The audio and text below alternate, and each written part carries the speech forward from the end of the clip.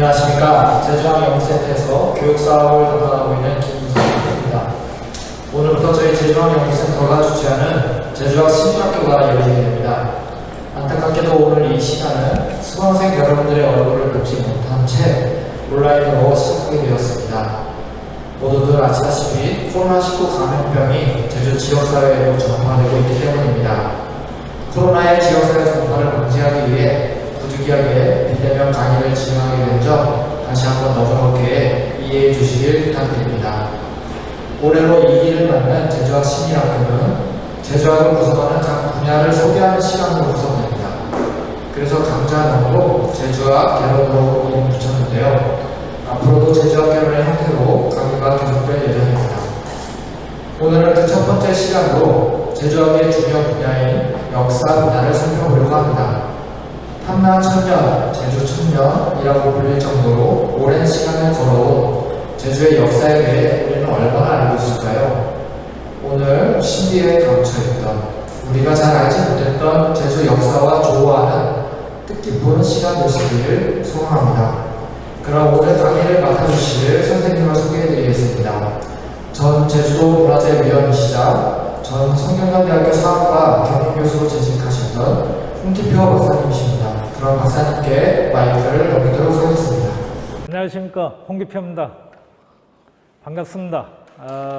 제주의 역사에 대해서 온라인 수업을 처음으로 진행하게 돼서 조금 쑥스럽기도 합니다만은 그래도 한 2시간 동안 우리 제주의 역사에 대해서 같이 한번 공부해 보도록 하겠습니다.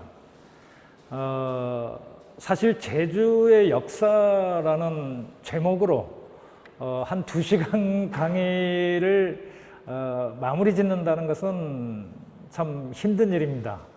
예컨대 한국사라는 강의 주제로 2시간 동안 말씀해 주십시오라고 하면은 참 어려울 듯합니다. 제가 역사를 공부했습니다만은 너무나도 짧은 시간에 제주의 역사를 이제 소개해 드리는 게 참 부담스럽기도 합니다만은 그래도 제가 이제 탐나사와 그리고 고려시대 제주사 부분에 대해서는 다음 기회에 혹시 시간이 허락되시면은 함께 이제 공부할 기회를 갖도록 하겠습니다.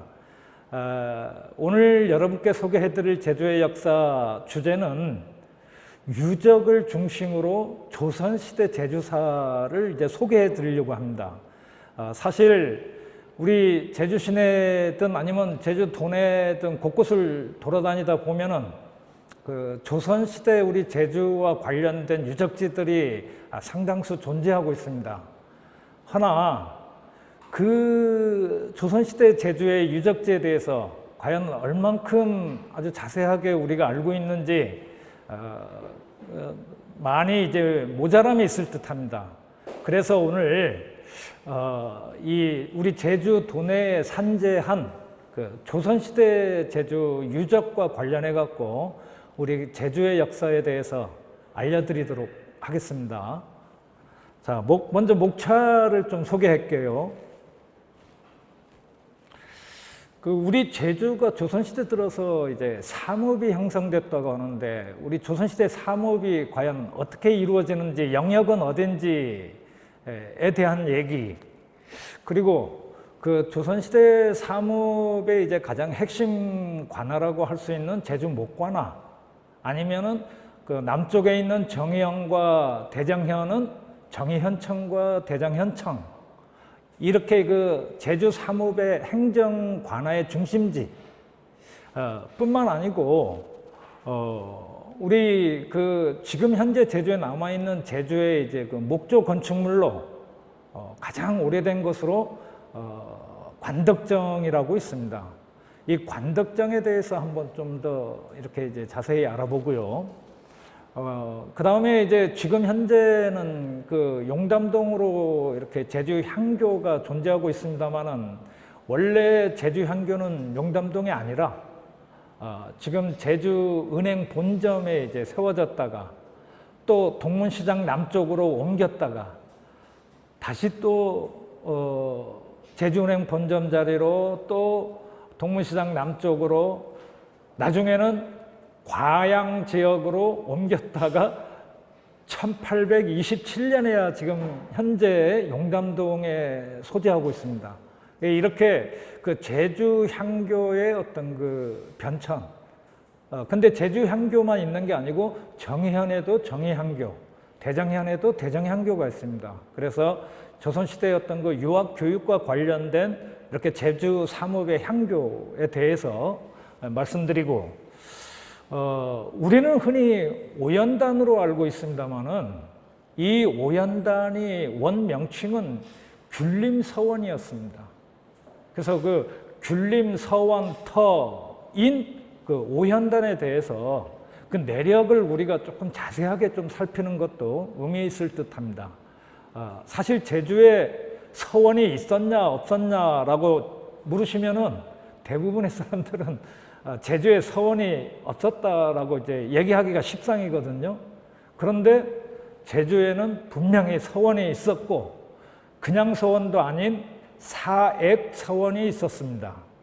그 사실은 이따가 해당 부분에 가서 이렇게 자세히 말씀드리도록 하고요.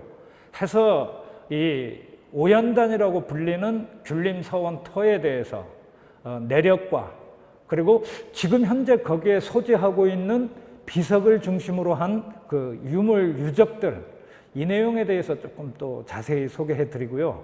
마지막으로는 우리 제주가 섬이지 않습니까? 그래서 이 섬인 제주의 어떤 그 방어 체계라고 할 수 있는 삼읍성, 그리고 또 구진성, 그리고 25개의 봉수, 또 38개의 연대와 관련된 제주의 방어 시설을 도내 곳곳 이렇게 사진으로도 확인하면서 내용을 좀 자세히 공부하는 시간 갖도록 하겠습니다. 이렇게 제주의 역사를 좀 유적 중심으로 조선시대 부분만 우리가 좀 살펴봐도 2시간 동안 그래도 괜찮은 내용이 알려드리지 않나라고 생각됩니다.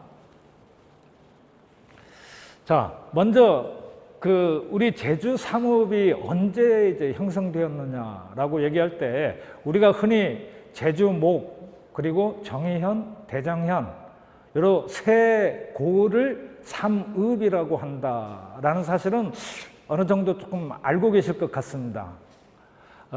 이 제주 삼읍이 최초로 이제 형성된 게 1416년 때 태종 때 이제 제주를 이렇게 이제 그 다스리러 온 안무사 오식이라는 사람에 의해서 태종에게 건의되고 드디어 제주도가 제주목과 정의현, 대정현 삼읍으로 이렇게 형성이 됩니다.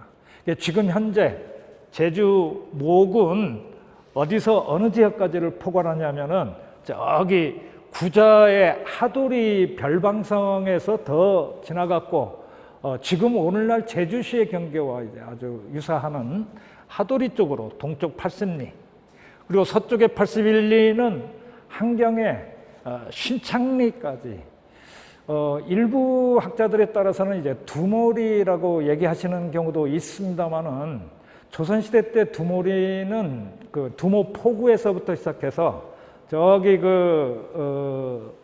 내륙으로 해서는 한경명 고산리 북쪽 지역까지, 고산리 남쪽 지역까지 이렇게 이제 광범위하게 이렇게 분포하고 있기 때문에 두모촌이라고 불리는 곳이 그렇기 때문에 저는 이제 용수리까지를 해안 지역을 놓고 보면은 용수리까지를 제주목의 경계고 그리고 그 바로 앞에 이제 신창리까지 용수리까지를 대정현의 경계로 보고 그 다음에 이제 신창리까지를 이렇게 이제 제주목의 경계로 보고 있습니다.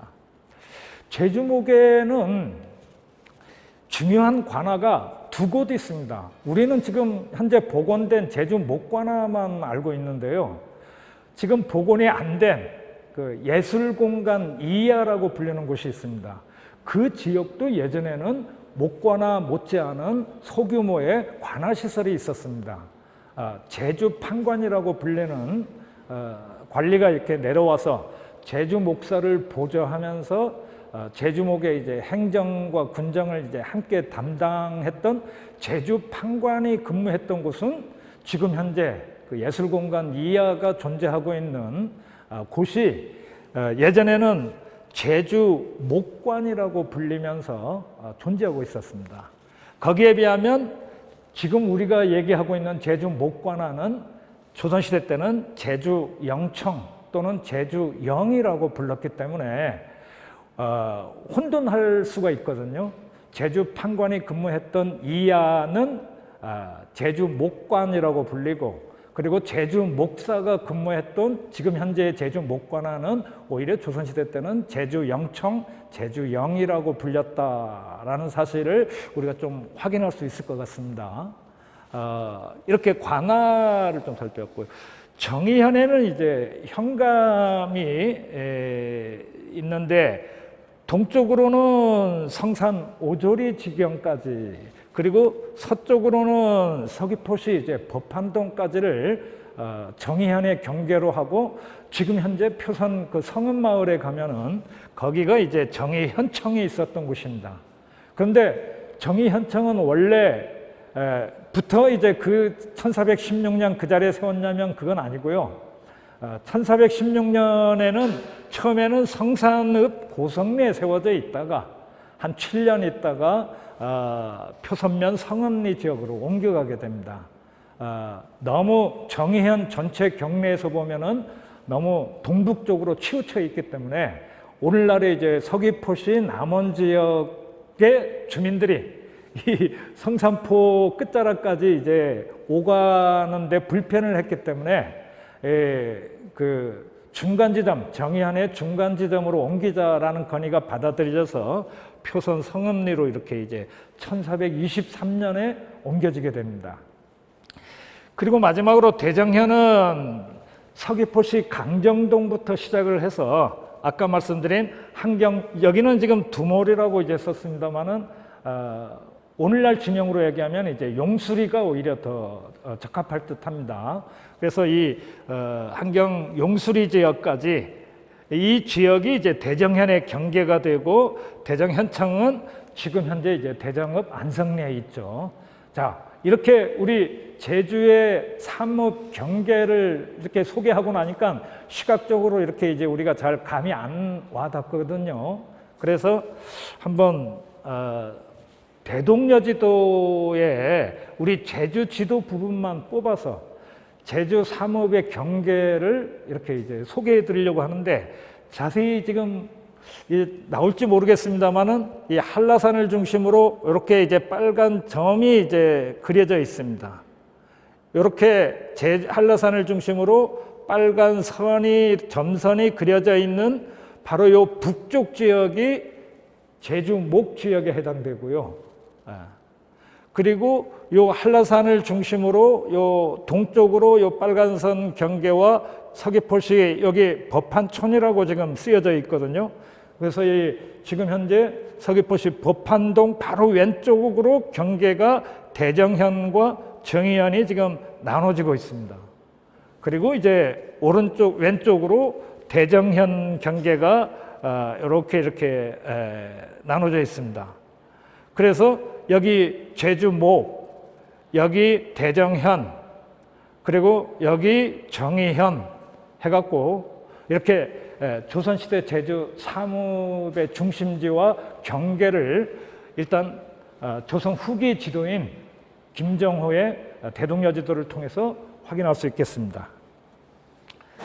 아까 말씀드린 이 제주 삼읍의 경계가 확정되는 관계, 그 어떤 문헌을 좀 알고 싶다라고 하실 때는 어디를 보시냐면은 조선왕조실록을 보셔야 돼요. 조선왕조실록 중에 태종실록에 보면 태종 16년, 1416년입니다. 5월 6일 기사에 의하면 제주 안무사인 오식이란 사람이 이제 땅에 적합한 어떤 일에 대한 건의를 이렇게 이제 계문을 올렸다 해서 이렇게 이제 쭉 제주의 삼읍이 형성된 내용에 대해서 이제 소개하고 있습니다. 조선왕조실록의 기록이죠. 원래 조선시대 이전에 그러면 제주는 행정관화 고려시대 때 어떻게 이루어지고 있었냐면 이렇게 보면은 제주에 군을 설치하던 초기라는 얘기가 고려 중엽 이제 숙종 때 1105년에 이제 세워지게 되는데 고려시대 때는 한라산 사면이 모두 17개 현으로 이루어져 있었습니다. 그 17개 고려시대 때 제주의 행정 경계는 일단 북면에 대촌현이 있고요. 그리고 동쪽으로 신촌현, 함덕현, 김영현이 있고, 그 다음 또 제주현 서쪽으로 귀일현, 고내현, 애월현, 곽지현, 귀덕현, 명월현까지 이렇게 한라산 북쪽 지역에 총 이 대촌현까지 포함하게 되면은 대촌현 하나, 둘, 셋, 넷, 다섯, 여섯, 일곱, 여덟, 아홉, 10개 현이 한라산 북쪽 지역에 있었어요. 고려시대 때는. 그리고 한라산 남쪽 지역에는 동쪽으로 정의현이 있었고, 정의현, 그리고 토산현, 호화현, 홍로현이 있어서 제주도 남쪽의 동쪽 지역으로는 4개 현이 있었고요. 그 다음에 서쪽 지역으로는 대정현이 있고, 그 다음에 예래현과 차기현 해갖고 3개 현이 있었습니다. 그래서 총 17개 현으로 고려시대 때 나눠지던 것을 조선시대 때 와서 이제 제주 대촌현을 제주 목관화가 이제 존재하는 본읍으로 삼고 각각 이렇게 동쪽으로 김영현까지, 서쪽으로 명월현까지 10개 현을 합해서, 고려시대 10개 현을 합해서 제주목이라고 불리게 된 겁니다. 그리고 또 산 남쪽의 동쪽 지역은 정의현을 현청을 세워서 본읍으로 삼고 그 예하에 토산현, 호화현, 홍로현 3개 현을 포함을 시켜서 이것을 아예 한 개 현, 정의현으로 이렇게 통합시킨 겁니다. 그리고 서쪽 지역은, 산남의 서쪽 지역은 대정현에 현청을 세우고, 그리고 나머지 예래현, 차기현 2개 현을 합해서 대정현이라고 이렇게 이제 부르게 된 겁니다. 해서 이렇게 태종실록에 의하면 그 이전에 고려시대 때까지의 우리 제주도의 행정구역이 조선시대 태종 때에 와서 이렇게 제주목, 대정현, 정의현, 삼읍체제로 이제 바뀌었다라는 사실이 확인됩니다. 그렇게 되면 이제 제주목에 대정현, 정의현에 각각 이제 소위 왕명을 받던 이제 그 관리가, 즉 지방관이 또는 목민관이 제주도에 내려오게 되죠. 그 제주도에 내려왔을 때 제주의 목민관으로서 제주의 목사, 제주 목사, 이 존재가 과연 어떤 존재냐라는 사실을 우리가 이제 확인하는 게 중요할 듯한데요. 제주 목사는 일단 그 품계가 정삼품인데 당상관에 해당됩니다. 품계상으로 문관일 경우에는 통은대부라고 불리고요. 아니죠, 통정대부라고 불리고, 그리고 무관일 경우에는 이제 절충장군이라고 불립니다. 이 당상관이라는 표현이 아주 중요한데요. 그냥 정삼품이라고 하시면 안 됩니다. 조선시대 이제 그 품계 중 정삼품 부분에서부터 정삼품 상급을 당상관이라고 불러서 이 정삼품, 당상관, 종이품하고 다음 정이품, 종일품, 정일품까지 이렇게 왕과 더불어 이제 국정을 함께 대전에서 이렇게 논의하는 고위 관료거든요. 즉 임금과 함께 이렇게 이제 논의할 수 있는 고위 관리이기 때문에 당상관이라고 부릅니다. 당하관도 있습니다. 정삼품에는 당하관도 있는데 정삼품의 당하관은 왕과 더불어 이렇게 국정을 논의할 수 없어요. 이른바 대신이 아닙니다. 그래서 이 같은 정삼품이라도 당상관과 당하관이 있는데 육지에 있는 대부분 모계 20여 개 모계 목사들은 예를 들어 뭐 나주 목사 무슨 뭐 광주 목사 이렇게 이제 육지에 있는 대부분의 목사들은 다 정삼품 당하관에 이제 관리가 이렇게 파견되지만은 우리 제주 목사만큼은 정삼품의 당상관이 파견돼서 이렇게 이제 오게 됩니다. 이 사실은 어디에서도 이제 확인이 가능하냐면은 우리 제주목 관내 아니면은 제주도 내 전제 곳곳에 소재되어 있는 화북 비석거리나 조천 비석거리에 가시면은 비석들이 이제 소위 선장비랍시고 이렇게 세워져 있는 게 있습니다. 그때 그 목사 암흑에 이렇게 이제 소개하고 있는 비문도 있지만은 사상이라고 이 목사의 사자 하여금 사자에다가 서로 상자 이 서로 상자지만은 재상상자로도 이렇게 이제 해석이 됩니다. 사상 이공 뭐 아무개 뭐 이런 식으로 이렇게 제주 목사 송덕비 또는 선장비가 세워져 있는데 육지에서는 목사면은 그냥 목사 아무개 송덕비 선장비라고 소개되어 있는 비석이지만은 사상이라고 소개되어 있는 비석은 없거든요. 근데 우리 제주만큼은 곳곳에 그 조선시대 이제 그 고비들 돌아다니다 보시면은 사상으로 시작되는 비석들이 제법 많아요. 그 이유가 바로 뭐냐면은 정삼품의 당상관 보직을 갖고 있었기 때문에 재상급의 또는 뭐 대신급의 정삼품 당상관이다 해서 사상이라고 이렇게 이제 불리게 된 겁니다. 해서 우리 제주도는 이 제주 목사가 이렇게 정삼품 당상관으로 보직을 받게 된 거는 뭐니 해도 지정학적으로 이제 섬이기 때문에 그런 거죠.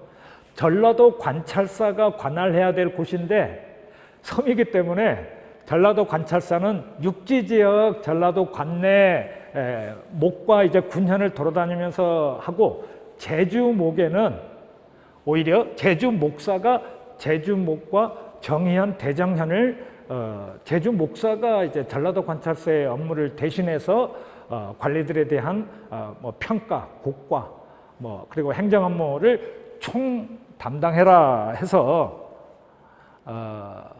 전라도 관찰사 업무의 일부를 넘겨받아 집행하고 있었기 때문에 이제 당상관으로 보직을 받게 된 겁니다. 그리고 항상 군사적인 기능까지도 겸했기 때문에 제주 목사는 그냥 제주 목사라고 라는 명으로 보직명으로 내려온 게 아니고요. 이렇게 뭐 안무사다, 병마수군 절제사다, 방어사다 이런 식의 이제 군사령관의 이제 그 호칭까지도 직책을 겸임하면서 이렇게 제주에 파견되었습니다. 따라서 육지 같으면은 전라도나 뭐 경상도나 이렇게 이제 조선 소위 팔도라고 불리죠. 그 팔도마다 한 명씩 파견되는 이제 관찰사가 있습니다. 정의품의 관찰사가 있는데 이 관찰사를 이른바 이제 감사라고도 하죠. 그래서 이렇게 관찰사, 감사가 근무하는 곳을 감영이라고 부릅니다. 그 감영의 영자를 제주에도 영청이라고 해서 전라도 관찰사의 업무를 이렇게 대신하기 때문에 아까 말씀드린 지금 현재 제주 목관할을 제주 영청이라고 이제 불리게 된 겁니다. 1392년 이제 태조 이성계가 수립된 이후로 1910년 순종까지 조선 마지막 왕까지 우리 제주에 이제 목사로 내려온 사람은 총 286명에 해당됩니다. 선정을 폈던 분도 있고 또 이렇게 폭정을 폈던 분도 있고 또 조선 후기로 갈수록 이렇게 가혹한 조세 수탈로 인한 어떤 민중 봉기 때문에 이렇게 이제 폭정을 편 탕관오리들이 많이 이제 제주도로 들어오기도 하고 그리고 또 전체 286명 중에 문과 출신으로 문관으로 제주도에 목사로 부임한 사람은 그렇게 많지가 않습니다. 아무래도 군사적 기능이 강조되었던 곳이기 때문에 무관역임을 했던 제주 목사가 상대적으로 이제 많아요. 자, 제주 목사에 대해서는 대강 이 정도로 조금 이해하시고, 그 다음에는 아까 말씀드린 지금 예술공간 이하라는 이제 조그만 관아에 이제 근무했던 제주 판관이라는 이 목민관에 대해서 좀 살펴보겠습니다. 이 제주 판관은 종5품에 해당되는 관직입니다. 이따가 나오겠지만은 정의현과 대정현의 현감으로 왔던 사람은 종6품에 해당되거든요.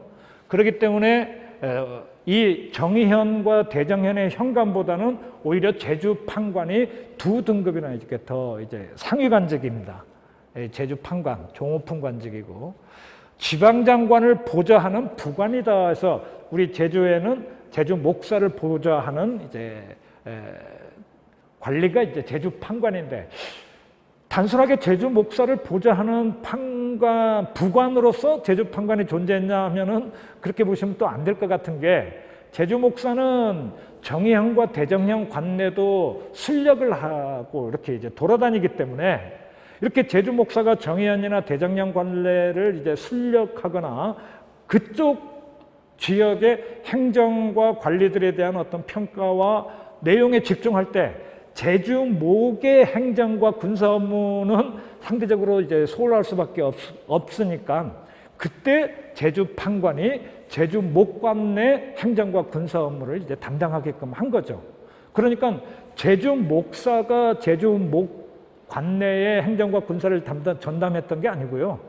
제주 목사는 제주 목의 행정과 군사도 담당하지만 대정현과 정의현의 행정과 군사 기능까지 제주도 전역의 행정과 군사 기능을 총괄해서 제주 목관 내의 행정과 군사는 오히려 제주 판관이 이렇게 이제 사실상 전담했다 해도 과언이 아니고, 따라서 제주 목사가 근무했던 제주 영청, 현재 제주 목관안을 뭐라고 부르냐면 윗상자에다가 관아 아자 붙여서 상아라고 불리고요.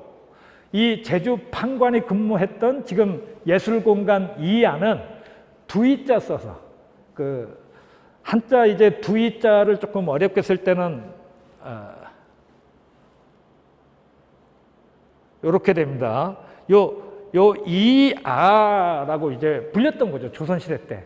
그래서 그 이아라는 명칭을 지금 예술공간 2아라는 명칭으로 활용하고 있기 때문에, 이 부분은 소위 이제 그 장명으로서는, 호칭으로서는 참 적절하게 그 지역의 역사성을 살리면서 호칭은 좀 잘 지었다라고 이렇게 판단됩니다. 자, 따라서 이 아라는 말이 무슨 말인지, 상아와 이하가 있었다. 제주 목사가 상아, 제주 판관이 이하라고 이렇게 이제 알 수 있고, 아까 목사는 286명이라고 그랬는데, 역대 이제 제주 판관 역임했던 사람은 252명으로 나오기 때문에 뭐 거의 비슷하겠습니다만은 재임 기간은 목사보다는 판관이 조금 길었다라고 볼 수 있겠죠. 아까 286명보다는 252명이 제주 판관이 파견되어 있었습니다. 자, 정의현과 대정현에는 현감이 파견됐죠. 종6품입니다. 사실상 조선시대 때 지방에 파견됐던 왕명을 받던 지방관 중에서는 제일 이렇게 말단 관직이죠. 종6품의 외관직입니다. 조선 전역에 138명의 정원이 있었는데요. 점점 나중에는 이제 122명으로 이렇게 이제 감소됩니다. 문제는 이 현감이라는 말하고 혈령이라는 말이 있습니다. 이 현감과 혈령은 전혀 성격이 틀리고 달라요. 그걸 혼동해서 쓰시면 안 됩니다. 일단 그냥 간단하게 말씀드리면, 현 중에도 좀 규모가 큰, 한 10,000명 이상의 인구 규모가 큰 대현은 그쪽 지역에 파견했던 관리를 혈령이라고 부르고, 그리고 관직도 종5품이 파견됩니다. 아까 제주 판관과 같은 직급이죠. 그리고 소현, 규모가 이제 10,000명 이하의 좀 자그마한 현에는 처음에는 이제 간무라고 불리다가 나중에 현감으로 이렇게 이름이 바뀌어서, 그래서 이 현감은 종6품으로 이렇게 이제 파견되어서, 현감과 혈령은 일단 행정 단위로 보면 같은 현에 파견된 관리지만은 좀 규모가 큰 대현에는 주로 어느 지역에 많이 분포하고 있냐면 경기도라든가 수도권, 서울과 가까운 이쪽 지역에는 이제 대현들이 많아요. 큰 현들이 많아서 이쪽 지역에는 현령들이 이제 좀 많이 파견되고, 그 나머지 지역은 주로 이렇게 이제 소규모 현들이어서 현감을 파견하게 됐죠. 자, 이제 우리 제주 목관화로 한번 이제 가보겠습니다. 이 관덕정이 떡하니 자리 잡고 목관화 이제 정문이 이렇게 이제 자리 잡죠. 이 목관화 정문은 우리가 이제 포정사 정문, 뭐 탐납 포정사 정문이라고도 하고 진해루 정문이라고도 하는데, 이 목관화의 정문이 2층으로 되어 있습니다. 누각으로 되어 있죠. 그리고 관덕정이 딱하니 목관화 정경도 한번 좀 이렇게 살펴보고요. 이거는 이제 정의현의 현성 남문 부분, 많이 이용하시는 남문 부분의 정의현성 남문 부분을 소개했습니다. 예, 성은 민속말 중에 남문에서 조금 저기 서쪽으로 이렇게 이제 현성이 존재하는 곳을 소개하고 있습니다. 요거는 대정현에 아시다시피 요 안쪽이 이제 추사적거지죠.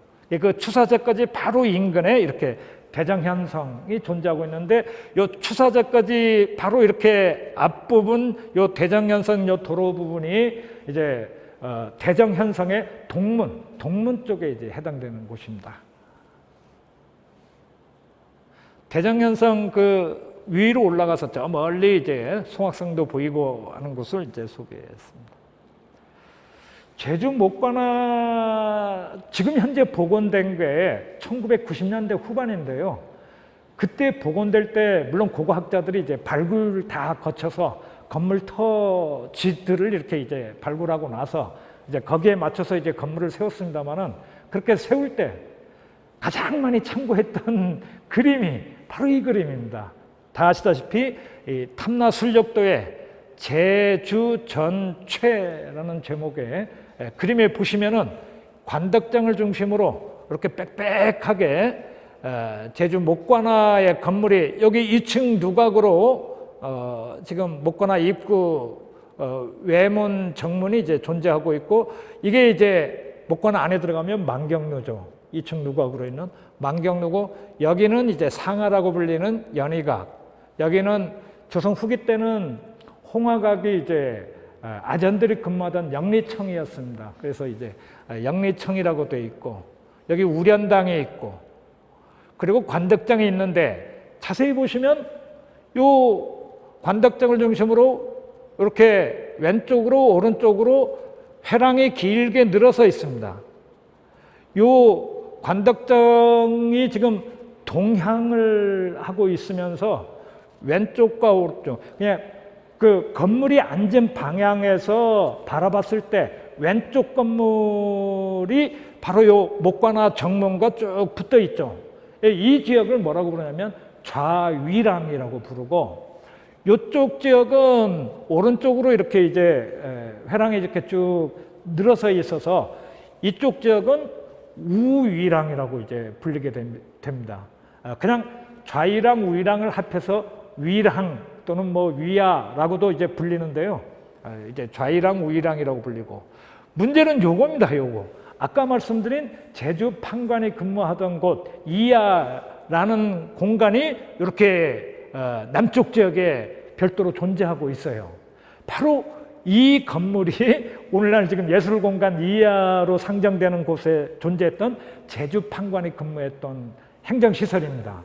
그래서 이 조선시대 제주목을 생각하실 때 우리는 지금 현재 복원된 제주 목관화만 생각하시는데, 이렇게 이제 이쪽 지역에도 이렇게 이제 이하가 존재했었다라는 사실을 이제 확인할 수 있겠습니다. 자, 정문이죠. 위에는 진해루라는 현판이 붙어 있고요.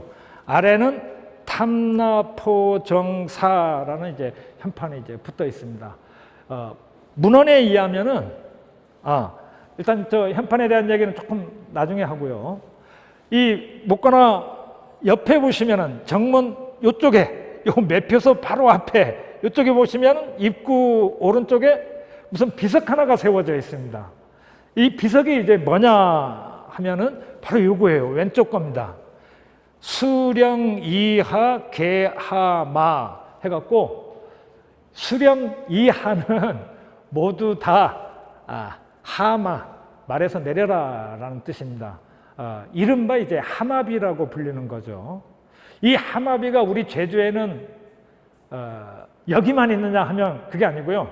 용담동에 있는 제주 향교 들어가는 입구 왼쪽에도 보면 이 오른쪽에 대소인 하마비 해갖고 대인이든 소인이든 뭐 양반이든 평민이든 하마, 말에서 내려라 라는 비가 향교 앞에도 세워져 있는데 제가 판단하건대 원래 하마비에는 요 비자가 쓰여지지 않습니다. 그냥 개하마라고 이제 돼 있는데 향교에 있는 것은 하마라고만, 하마비라고 이제 비가 세워져 있어요. 이 사실은 뭘 의미하냐면 오래된 비석이 아니다라는 얘기를 합니다.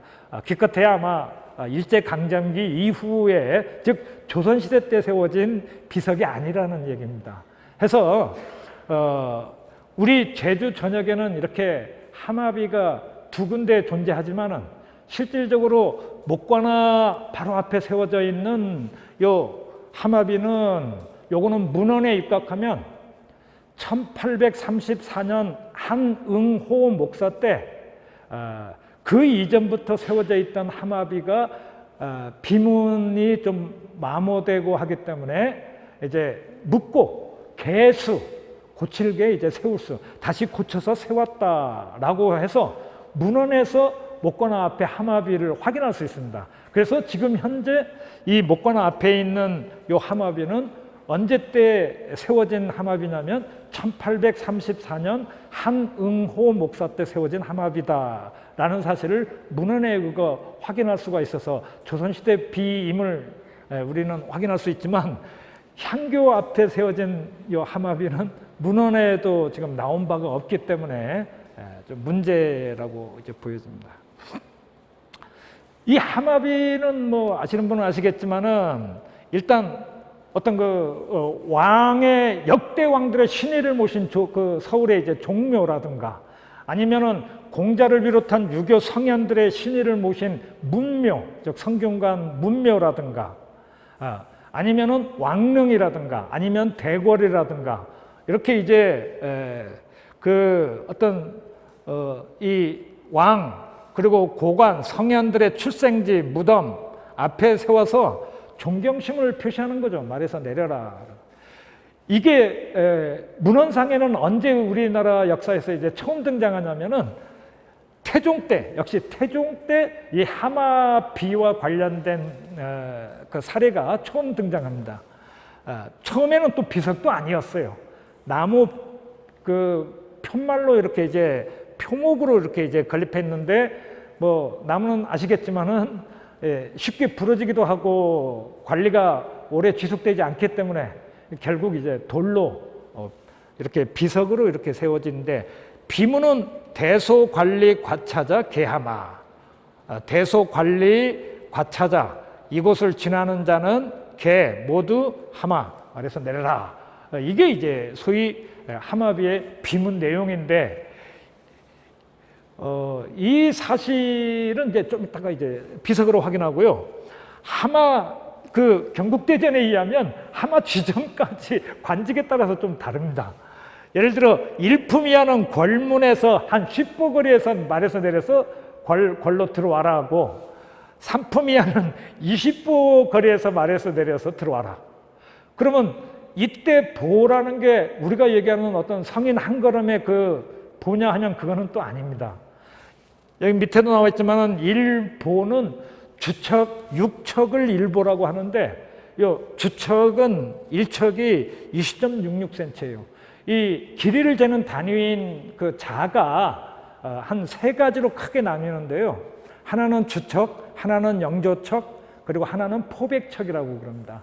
아마 이름 들어서 아시겠지만 이 비단이든 배든 이 포목과 관련된 물품을 재는 것은 포목척이라고 부르고 그 다음에 건물을 지을 때 길이를 재는 것은 영조척이라고 그러고 그리고 이 주척은 아주 오래 예전서부터 있었던 중국 주나라에서부터 사용하던 이제 주척이라고 불리는 것인데 이 길이가 조금씩 다 틀립니다. 그러니까는 항상 몇 척이라고 나왔을 때 그거를 계산하실 때 멋대로 이렇게 계산하시면 안 돼요. 이게 포백척 1척인지 영조척 1척인지 주척 1척인지를 감안하고 계산하셔야지. 예를 들어 우리 제주 읍성에 총 1300척이다 라고 이렇게 문헌에는 소개되어 있어요. 그러면은 그 1300척을 계산하실 때 어떤 사람은 그냥 영조척 1척으로 계산하고 어떤 사람은 포백척 1척으로 계산하고 어떤 사람은 주척으로 계산해서 이 다 길이가 잘못 나옵니다. 예, 이 사실은 참 문제가 심각한데요. 우리 제주만큼은 예전에 이렇게 그 척수를 나타낼 때 요거는 이제 아직 지금 확인되는 바는 아닌데 대체로 오히려 육지와는 달리 포백척으로 이렇게 그 지은 사례가 나오거든요.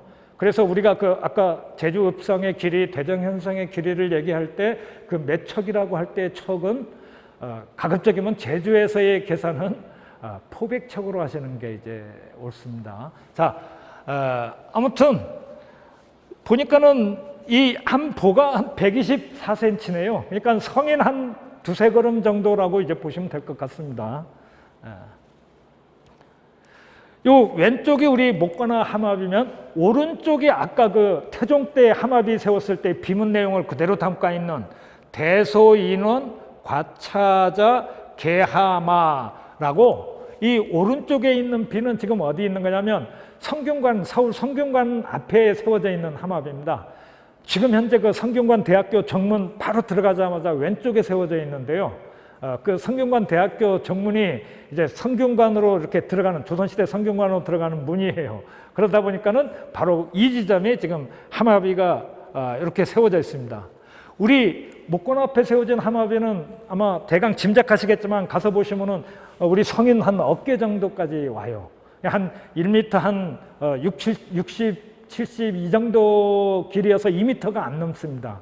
근데 저 서울에 있는 성균관 앞에 함합이는 가서 서면 저보다도 더 길이가 높아요. 2m는 넘을 듯합니다. 높습니다. 이거 아까 말씀드린 우리 목관 앞에 있는 함합이는 1834년 한흥호 목사가 세웠다라는 사실을 확인해 주고 있습니다. 이 진해루라는 뜻은 그 아까 이제 목관화 정문의 2층 두각에 세워진 현판, 이 진은 좀 진압하다라는 뜻이고 아우르다라는 뜻이고 해는 바다해입니다. 그러니까는 명칭은 바다를 진압하는 또는 아우르는 누각이다라는 뜻으로 진해루라고 이렇게 불리게 되고, 그 다음에 아까 1층에 있는 탐나포정사라는 관하 뜻은, 탐나는 우리 제주의 이제 옛 이름이고, 문제는 요 포정사라는 요 관하가 뭘 뜻하는지를 제대로 알고 계신 분이 없어요. 이 포정사라는 관하는 관하의 명입니다. 원래 어디에 있냐면 육지에 아까 말씀드린 그 팔도에 한 명씩 파견된 관찰사, 가명이 근무하는 관청을 포정사라고 부릅니다. 그러니 벌써 우리 이 탐나 포정사라고 불리는 이 관청명에 제주 목사의 위상이 아까 말씀드렸듯이 재상급의 이제 당상관이라는 사실을 확인시켜주는 명칭이죠. 진해루 편액은 현재 정확하게 아무개 목사 때 지었다라는 기록이 문헌에도 전하는 바가 없기 때문에 일단 진해루는 그 지은이 미상으로 알려져 있습니다만은, 아래 탐나 포정사 편액은 이 숙종 때 제주 목사를 역임했던 남지훈 목사가 이렇게 탐나 포정사라고 이렇게 불렀다라는 사실이 문헌에서 이렇게 이제 확인이 됩니다. 그래서 탐나 포정사는 벌써 숙종 때부터, 말기도 아니고요, 숙종 때부터 우리 제주 목관하는 탐나 포정사로 이렇게 불려졌다. 예, 제주 영청이죠. 예, 그런 뜻입니다. 이 진해루나 포정사와 동일 명칭이 육지에도 있어요.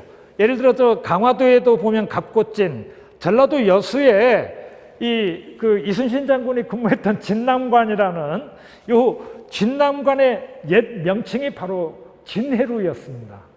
또 충청도에 보시면은 공주에 이 충청도 포정사라는 건물이 있어요. 이 역시 원래 이제 충청도에 이제 관찰사가 근무하는 가명은 막 여러 군데 이제 예를 들어 충주에 있을 때도 있고 청주에 있을 때도 있고 공주에 있을 때도 있고 홍성에 있을 때도 있고 그래서 이 충청도만큼은 명칭이 조선시대 때 여러 번 바뀌거든요. 예를 들어 충주목, 청주목이 강조될 때는 충청도라고 불렸지만은 공주목, 청주목이 강조될 때는 공청도라고 불리고 충청도가 또는 홍주목과 홍성이죠. 홍주목과 충주목이 강조될 때는 홍충도라고도 불리고 그래서 오늘날 우리가 알고 있는 충청도의 명칭은 조선시대 때는 아주 다양한 이름으로 불려졌고 따라서 충청감사가 머물렀던 곳이 충청감영이 충주에 있을 때도 있고 청주에 있을 때도 있고 이렇게 공주에 있을 때도 있었어요. 바로 공주에 있을 때 이제 포정사, 충청도 포정사라는 이제 건물이 지금 존재하고 있죠. 묻거나 안에 들어가서 여러 건물들은 좀 다음 기회에 있으면 말씀드리겠습니다만은 중요한 건물 한 서너 개만 조금 살펴보시면은 홍화각 건물이 중요하죠. 왜냐하면 조선 전기 때는 이 홍화각 건물이 바로 제주 목사가 그 진무를 보았던 제주 목사 진무실이었어요. 이게 이제 조선 후기 때 가서 연희각이 세워지면서 홍화각은 이방, 오방, 형방과 같은 그 제주 아전들이 근무하는 영리청으로 이렇게 이제 바뀐 겁니다. 그래서 이 홍화각이 조선 전기 때 제주 목사가 근무했던 집무실이고 오히려 홍화각은 지금 뭐가 유명하냐면 요 현판, 지금 요 현판은 지금 복원해 놓은 겁니다만은 이 글씨체 그대로 어디 있는 걸 지금 복원해 놓은 거냐면 저기 삼성사에 가서 보시면은 이렇게 홍화각 현판이 지금 현재 남아 있습니다. 이 현판에 대해서는 몇 년 전에 이렇게 이제 연대 추정도 하고 했습니다만은 대체로 이제 조선 전기 때 여말에서 이제 고려말 조선 초에 그 나무로 이렇게 이제 제작된 현판이다라는 사실이 과학적으로도 입증되어서 세종 때 영국 고득종 선생이 직접 쓰신 글씨로 이제 홍화각이라고 그런 홍화각 현판은 영국 고득종 선생의 글씨라고 하는데 그 현판을 지금 그대로 모사해 놓은 거예요. 예를 들어 여기 화자 내려간 거나 여기 각자에 올라가는 거나 문자에 올라오는 각자에 이제 올라오는 글씨체나 위아래 구분하시면 똑같을 겁니다. 위에 삼성사에 소장한 홍화각 현판 글씨를 모사해서 그대로 이렇게 이제 나무판에 모각한 거죠. 이 홍화각이 도대체 이제 언제 누구가 짓게 되었느냐라는 사실은 여기 지금 삼성사에 소장하고 있는 이 홍화각 기라는 현판이 있습니다. 이 홍화각 기라는 요 현판에 보면은 맨 마지막에 고득종이 이제 썼다, 지었다라는 글이 나와요. 홍화각 이 기문도, 이 전체 기문도 고득종이가 썼고, 그리고 홍화각 건물도 이렇게 이제 고득종의 건의에 의해서 당시 제주 목사였던 최해산이라는 사람, 그 고려말 때 화포 화약 제작한 최무선의 아들입니다. 그 최해산 목사 때 홍화각을 다시 짓는데 최해산 목사와 영국 고득종 선생하고 아주 좀 친했나 봐요. 최해산 목사가 지금 홍화각을 짓는데 당신이 제주 사람이니 이 기문 좀 써다오 하니까 영국 고득종 선생이 지금 이렇게 기문 써서 내려보내준 걸 나중에 이제 나무판에다가 새긴 거죠. 그리고 또 아까 그 현판 글씨도 고득종이 이제 홍화각이라는 글씨를 써서 내려주니까 최해산 목사가 만들어서 이제 현판을 단 거죠. 이 현판 글씨는 홍화각이지만 홍화각이라는 이름을 지은 사람은 누구냐면 최혜산 목사입니다. 이것도 조금 잘라셔야 될 게 그 사실을 어떻게 알 수 있냐면 바로 여기에 확인이 나와요. 이 홍화각 기문을 한번 읽어보시면은 지금 번역도 다 돼 있고 그렇습니다. 이 홍화각 기문에 보면은 이 홍화각이라는 이름 짓기 전에 원래 이 곳의 이름이 뭐였었냐면은 망경각이었답니다. 일만 만자에다가 경치경자 쓰고 건물각자 써서 망경각이었어요. 그러니까는 이 건물을 다시 이제 짓고 나서 최혜산 목사가 마을에 이제 유지들 원로들 모아놓고 이 이름 어떻게 지었으면 좋겠냐 물어봤니까 이 제주에 이제 그 원로들이 예전 이름 망경각이라고 있었습니다. 망경각이라고 합시다. 라고 하니까 최혜산 목사가 여기 제주 목사로 내려오는 사람은 뭐 어디 경치나 구경하고 관람하러 내려온 사람이 아니다. 이 말 그대로 변방에까지 내려와서 이렇게 이제 그 변방의 그 백성들이 뭐 임금의 교화, 뭐 유교적 교화, 뭐 이런 의미가 담기겠죠. 잘 이루어져야 됐고, 그리고 그러기 때문에 예전 서경이라는 중국 유교 경전에 보면은 주나라 무왕의 다음번 왕이 성왕이라고 있는데 이 성왕이 나이 어린 때 왕위에 올라요. 춘추전국 시대 바로 전입니다. 성왕이 왕위에 오르니까 무왕의 두 동생들, 한 사람은 주나라 무공이고 또 한 사람은 소공이라고 있어서 이 무공과 이제 소공이 이 성왕 옆에서 보좌한 사람이 주공이고, 그리고 소공은 저 강남 지역에 가서 이제 바깥 지역 백성들을 또 잘 다스려서 소공이 이렇게 주공과 소공의 안팎으로 자기 어린 조카, 형의 아들, 무왕의 아들 성왕을 보좌하면서 널리 중국 전역에 잘 다스려졌기 때문에 이를 하여 클 홍자에다가 교화 화자 써서 아주 크게 교화가 이루어지는 곳이다, 이루어졌다라고 해서 이제 홍화라는 이제 중국 고사가 있습니다. 그 말을 최혜산이가 따와서 이렇게 이제 홍화각이라고 짓게 된 거예요. 그러니까는 오해하시는 분들은 홍화각이라는 이름 자체도 영국 고득종 선생이 지었다라고 이제 말씀하시는 분이 계신데 그거는 오해고, 현판 글씨와 기문은 영국 고득종 선생이 쓰셨지만 그 홍화각이란 이름 자체의 장명자는, 이름 지은 사람은 당시 제주 목사였던 최혜산 목사였구나라는 사실이 이제 확인됩니다. 자, 아까 말씀드린 내용, 그 홍화각 바로 또 옆에 보면 연희각이라고 이렇게 이제 건물이 있습니다. 이 연희각도요, 이 홍화각처럼 옛 현판이 있었어요. 지금 아마 많이들 모르실 텐데, 지금 목가나 이제 수장고에 가면은 위에 있는 연희각이라는 현판이 있습니다. 한 20년 전에 이렇게 목가나에서 이제 구입을 해다가 그 삼도동 지역에 어떤 분이 이제 소장하고 계신 걸 구입하다가 그 소장하신 분은 옛날 이제 그 일제 강점기 때 목가나 시설이 이렇게 이제 철폐될 때 아마 이 현판을 이렇게 이제 그 선조가 갖고 오시고 그거를 이렇게 이제 집에 뭔가 이제 보존을 하셨나 봐요. 그게 이제 아드님 손자에게로 이렇게 이제 물려주면서 보존하고 있다가 제주 목가나 복원될 그 즈음에 해갖고 목가나에 이렇게 이제 아마 그 교섭해서 아마 넘겨진 모양인데요.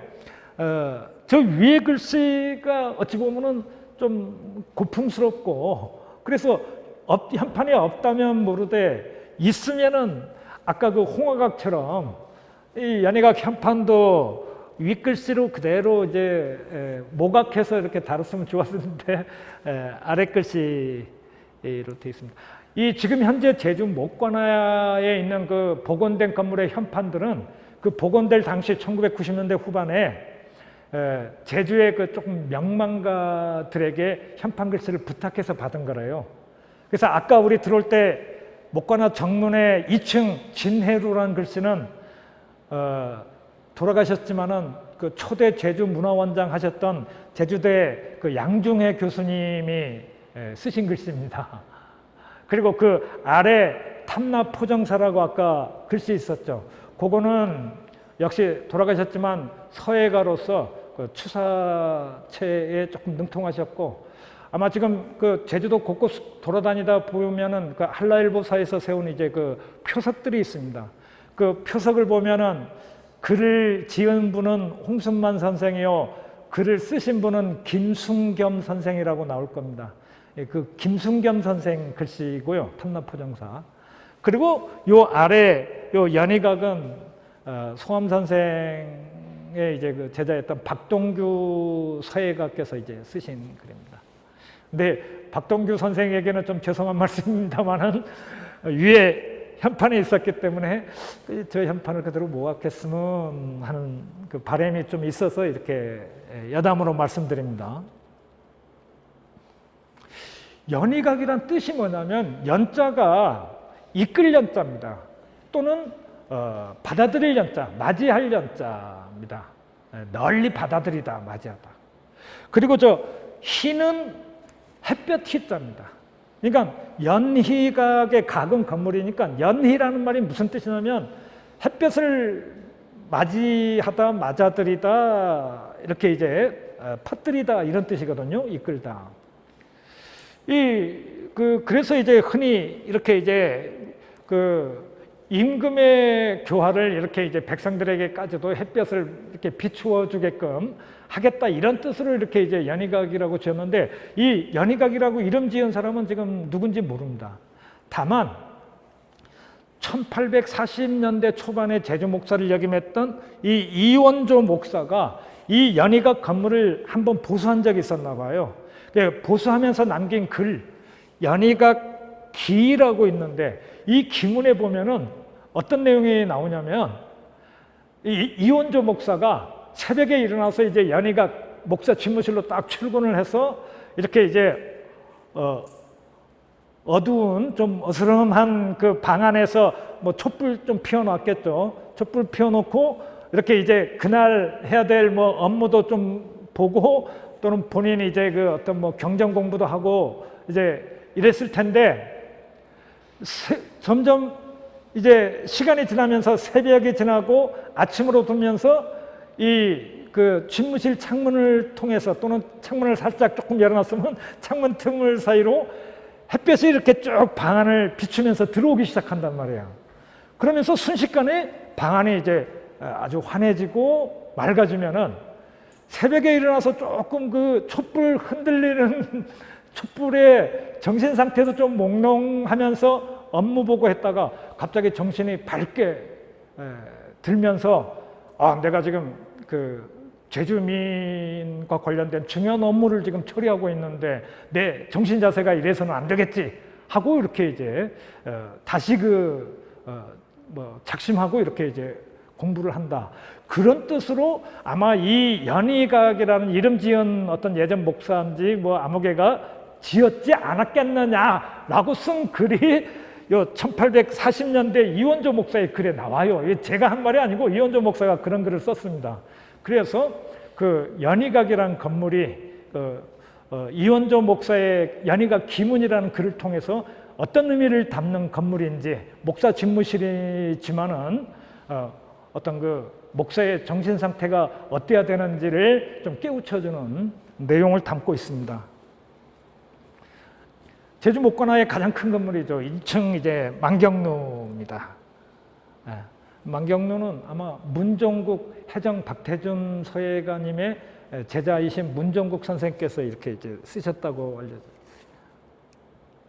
이 만경루는 저기 두보시에 매의 북두 만경화 해갖고 항상 의지하다 북두성에 제가 했나요? 항상 북두성에 의지하여 바라보다 경화, 서울을 바라보네 라는 뜻에서 이렇게 만경이라는 두 글자를 이렇게 따온 겁니다. 그래서 만경루라고 이렇게 이제 붙인 건데, 보시면은 타 지역에도 요 만경루라고 불리는 건물 이름이 많아요. 서울을 바라본다 해서 지방관이라면 어떤 그 유교적으로 이제 임금께 충성을 다하는 변방에 왔지만은 정신 자세를 갖춘다 뭐 그런 뜻으로 이렇게 이제 썼는데, 망경루가 중요한 건 아무래도 2층 누각이다 보니까 그 위에 딱 올라서면 제주 넓은 바다가 한눈에 내려다 보이고 멀리는 한라산이 이렇게 쭉 버티고 있는 제주의 이제 그 경관이 그냥 한눈에 다 들어오죠. 그러니 글 좀 하는 사람은 오르면은 시 한 수 안 읽겠습니까? 이 우리 제주 조선시대 때 주요 명소라든가 아니면은 이런 그 고건축이라든가 고건물들 있는 곳에 이 목사든 유배인이든 남긴 시들 한시가 많이 전해져 오는데요. 이 망경루를 주제로 해갖고 한 30수 정도가 지금 오늘날 전해서 제주에서는 가장 많은 이제 한시가 전하는 건물이기도 합니다. 아마 요 28수 정도 되는 한시만 놓고서 망경루를 조명해도 아주 그 좋은 그 재미난 주제가 될 것 같아요. 자, 이게 아까 말씀드린 이제 예술공간 이하 입구죠. 뭐 그냥 주차 시설이 너무 참 안타깝게 공간을 차지하고 있습니다. 여기 이쪽에 왼쪽에 보면 이게 바로 이제 예전 이하타다, 찰미한타다라고 이제 그 한라일보사에서 세운 표석이 지금 세워져 있습니다. 찰미헌터라고 돼 있죠. 이 참주헌으로도 알려졌지만 나중에 조선 후기 내내 이제 찰미헌으로 알려졌는데, 저는 개인적으로 이 찰미헌이라는 그 이름을 가장 좋아합니다. 저기 찰자가 살필 찰자고 미가 눈썹 미자예요. 그러면 눈썹을 살핀다? 이거 허는 건물이기 때문에 눈썹을 살피는 건물. 무슨 뜻이냐 이거예요. 이 뜻을 알려면은 여기 지금 이 김웅조라는 사람이 과거 저 구미 지역에 이제 그 목사였을 때, 부사였을 때, 구미가 경상북도 구미가 인동이거든요. 인동 부사였을 때 이 사람이 어떤 건물을 짓고 그 건물 이름을 찰미당이라고 지은 적이 있어요. 그 찰미당으로 지을 때 그 글을 보니까는 이런 글이 있어요. 이런 글이 있어요. 사람의 눈썹은 기쁠 때면 쫙 활짝 펴졌다가 이 좀 화나고 슬프고 이럴 때는 인상이 좀 찡그려진다 이거예요. 눈썹이. 그래서 관아에 들어오는 사람 딱 보면은 이 사람은 좋은 의미로 나의 관아에 들어오고 있구나. 이 사람은 뭔가 막 관아에 이제 좀 욕하러 왔구나. 이게 이제 눈썹만 보면 알 수 있다라는 거예요. 즉 민심, 민정을 이렇게 이제 알 수 있다는 거죠. 찰미헌. 그래서 민심을 살펴라 늘. 그래서 이제 그 이름을 붙인 거예요. 찰미헌이라는 게 눈썹을 살핀다. 그래서 향후 이 지역에 혹시 제주 목관화와 같이 제주 판관의 어떤 그 건물과 관련된 뭐 유적 하나라도 이렇게 만약에 세운다면은 다른 건 몰라도 찰미헌 건물 하나만이라도 세워서 이 현판을 좀 달아서 그 현판의 뜻도 아마 그 좀 소개하면서 이렇게 이제 그 했으면 좋겠다는 생각을 가집니다. 관덕정이죠.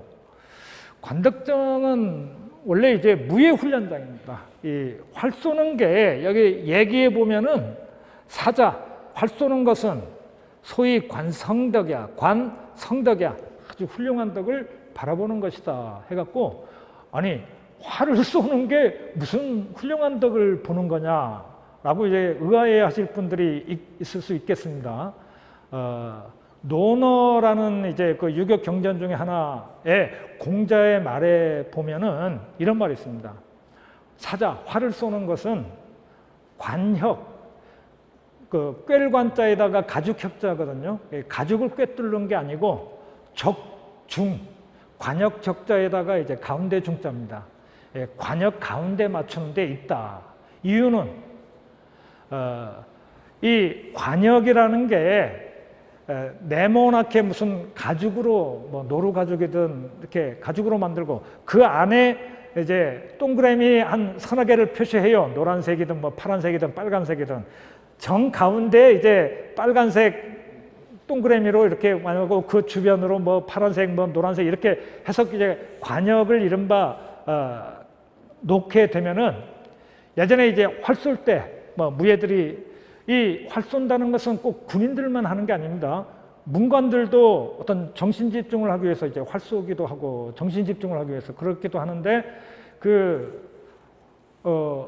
활 쏘기 연습을 할 때 정 가운데를 맞추지 않아도 좀 옆으로 좀 맞춰도 힘센 사람은 화살이 가죽 관역을 꿰뚫고 지나가 버리는 경우가 있고 좀 힘 약한 사람은 정 가운데 딱 맞췄다가 그냥 떨어져 버리거나 대롱대롱 달리는 경우도 있어요.